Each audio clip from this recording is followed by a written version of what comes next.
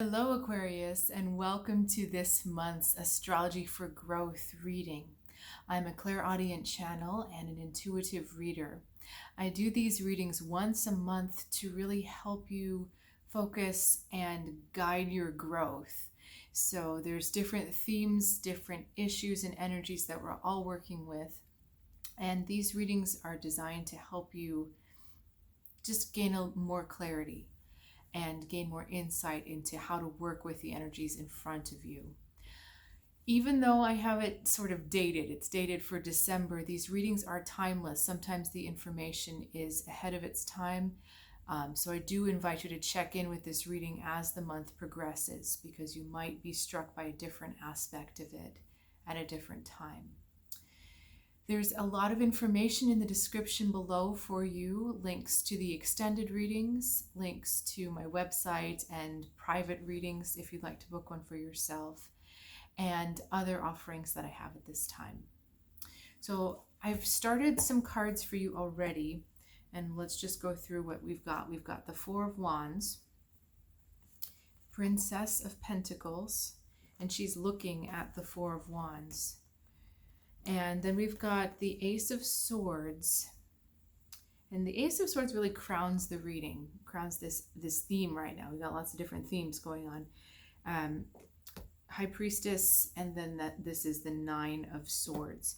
So these are different theme energies that you will be encountering this month, Aquarius. And what I'm feeling is that the most important energy is this Ace of Swords.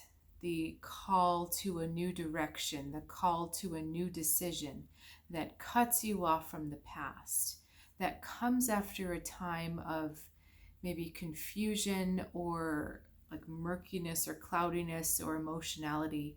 And then it's like the light of day comes through and you have this very sharp, this is the way I need to go. So this is the energy that is the most important that I feel in these theme energies, but we've got other energies around it. Most interesting, I find the High Priestess and the Nine of Swords. Even visually, you can see they've got a lot of similar colors, the dark blue, the red, even the tan. But we've got a bit of a conflict. The High Priestess is an inner knowing or a stillness, but the Nine of Swords is trying to block that knowing, okay? High Priestess is your intuition. High Priestess is the connection to your power within you that you have control over, okay? But a lot of times we don't want to hear what that power is telling us. Maybe it's telling us to move on when we're not ready yet, or mentally we don't think we can. The Nine of Swords is about holding on to the past. And so there's a tension between these two energies here of how do we do this? How do we move forward into the future with the High Priestess urging us onwards and lighting our steps with knowing, if we're still hanging on to the past and we're dreading the future? That's really the problem here. The High Priestess is telling you to trust the moment, trust where you are, but the Nine of Swords can't see a positive way forward. You know, on the other side though, so that's all happening on the inside, okay? On the outside, we've got the Princess of Pentacles, and inside, this may be, when I was saying inside, we're talking subconscious, okay? In the conscious, we're looking at the Princess of Pentacles and the Four of Wands. Okay, being told to slow down. So we're going to slow down and look at this Princess of Pentacles. She is the practical insight that you need to start to build a future, to start to build a different future. And what she's saying is, look around, the answers are right in front of you. They're all right there. There's a way out. There's a way to start building. You have everything in front of you. I see her kind of like an assayer, like she's assessing this pentacle, like, okay, it's got 5 points, it's round, it's made out of this. So she's taking stock of what everything is. And what I'm feeling is that, Aquarius, you've got everything laid out. The only thing that's getting in your way is the Nine of Swords, believing that you can't see a way forward, believing that there isn't a way around the challenge that you see. And I do feel like, I'm going back to the High Priestess card, I do feel like the hits have been very strong. I think that you have been getting very strong indications, or you will be getting very strong indications of what to do. It's making sure that you're listening, that you're clearing away all of that dread, all of that anxiety, all of that worry about the future, and just let her talk to you about the moment. Okay. I'm getting the word healing. What needs to be healed here? There is the need to trust that everything will be worked out. That's our Princess of Pentacles. She brings a kind of luck sometimes. So everything will be worked out. But it's recognizing, it's recognizing that you do have everything that you need. You do have all of the pieces laid out for you. Okay, I just want to say that again, in case your mind is saying, no, that's not true. If you really sit and look at things, you do have everything laid out. Okay, so now let's take a look. I'm going to look at a slightly different energy flow. Okay, I will pull the cards and then we'll talk about them as they come out. Okay, do we pull them all together? Yeah. All right, so we're starting with the High Priestess again, Aquarius, the Nine of Air again, right next to each other. This is fascinating because look, High Priestess, Nine of Swords, they were right next to each other. High Priestess, Nine of Air, it's just the Nine of Swords. They're the same thing. Okay, so this is really a big deal. Knight of Air and then Nine of Water. Okay.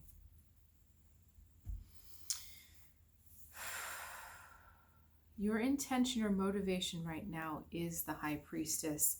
And if we were to hold up all the cards, strong. You are willing to listen to your intuition. You are willing to do what your intuition is telling you. You are very aware of what needs to happen. Okay, now in this particular reading, the Nine of Air is discussing the outside. So it's really interesting that before the Nine of Air was on the inside, but here we've got the Nine of Air on the outside. So there's a concern that other people may have, or there are influences that are, okay, there's more of an influence that causes this energy. Okay, if you were by yourself or you were in a different environment, perhaps we wouldn't have this Nine of Air. But the Nine of Air is making problems worse than they are. Okay, and the Nine of Air is really blowing, this is an exaggerated energy. It's blowing the problem way out of proportion. And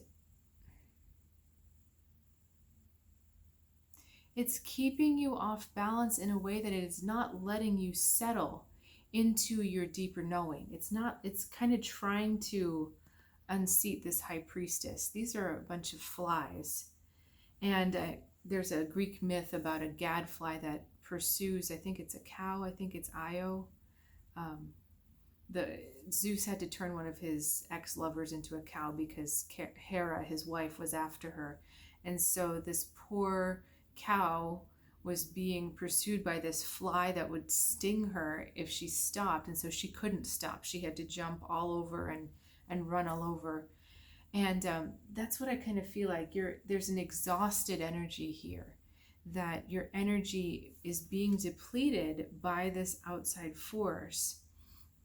And it's bothering you, it's nagging you, and it's not allowing you to fully be your powerful self.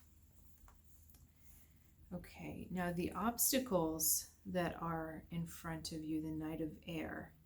So someone with very strong opinions, someone who thinks they know everything, someone who thinks that they're indispensable. Okay, that is the obstacle that is in your way right now. Is there anything about the ideas of Aquarius, or is this, no, this is an external energy again. Okay, so this is someone that lives in their mind. Okay, not someone who lives in their heart, not someone who even necessarily lives in the world of practicalities. It's someone who lives in their mind.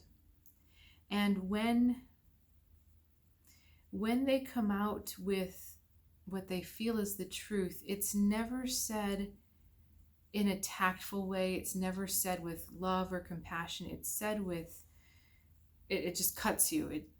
And it cuts into you is the thing. Okay. Is there anything else we need to know about this Knight of Air? This Knight of Air has a firm mind. They make up their mind, and they're not easily persuaded off of their opinions. So it's kind of like, don't even bother. Okay, wisdom from the cards, 9 of Water. And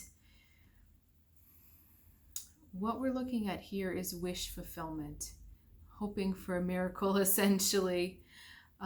But I feel that the connection to this card, the key to that is through the High Priestess. Okay, this is a card of flow, of allowing those desires to come to you, of allowing your heart's desire to fully come to you. And I want to say, Aquarius, that it's not far off. Okay, that it is upon you. But this kind of energy is in the way. And the key really is to tap into this High Priestess. Okay. Now, I'm going to continue to draw cards and create an extended reading for you. Feel free to follow me over there. All you have to do is go to the description. Click on the first link you see, which is Read the Extended, and that will take you straight to it. Thank you so much for joining me today, and I'll look forward to seeing you sometime soon.